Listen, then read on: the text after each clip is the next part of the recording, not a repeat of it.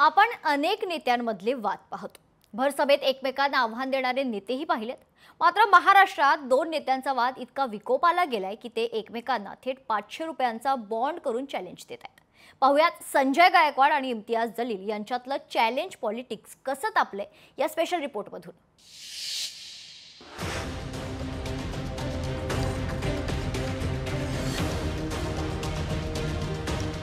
दोन नेत्यांमधला वाद प्रचंड तापला। बॉन्ड तयार करत थेट चॅलेंज। गायकवाड जलील वाद कधी थांबणार?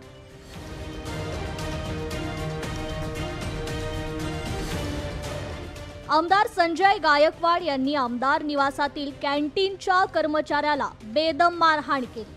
त्यानंतर या आमदारालाच लुंगी काढून मारायला पाहिजे होतं असं जलील म्हणाले होते। गायकवाड यांनीही 500 रुपयांच्या बॉन्डवर पोलीस महासंचालकांच्या नावे लिखित आव्हान स्वीकारले।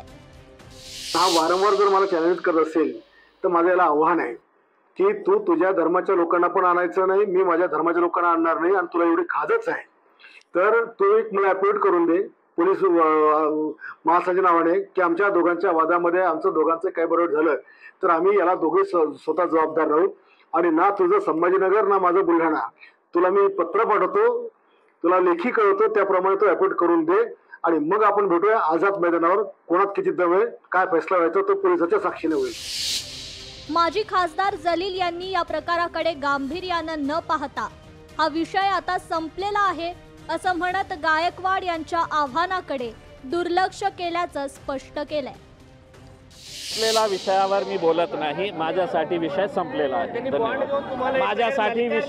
माझ्यासाठी विषय संपलेला आहे। धन्यवाद। संजय गायकवाड आणि इम्तियाज जलील यांच्यातील या चॅलेंज राजकारणाने खालची पातळी गाठली आहे। त्यामुळे असले भंपक वाद करण्यापेक्षा नेत्यांनी सर्वसामान्य जनतेच्या कामांना प्राधान्य द्यायला हवं। संजय गायकवाडनं सुद्धा इम्तियाज जलील यांना चॅलेंज केलेलं आहे। एक 500 रुपयाच्या स्टॅम्प पेपरवर लिहिलेलं आहे आणि हे चॅलेंज थेट केलंय, उतरायचं आहे तर मैदानात उतरा आणि ते सुद्धा आमच्या सोबत उतरा। मात्र यावर इम्तियाज जलील यांनी बोलणं टाळलं आणि हा विषय संपलेला आहे असं बोलून हा विषयाला पूर्णविराम दिला। सचिन बडे, लोकशाही मराठी, छत्रपती संभाजीनगर। लोकशाही मराठी ऐका, पहा, जागरूक रहा।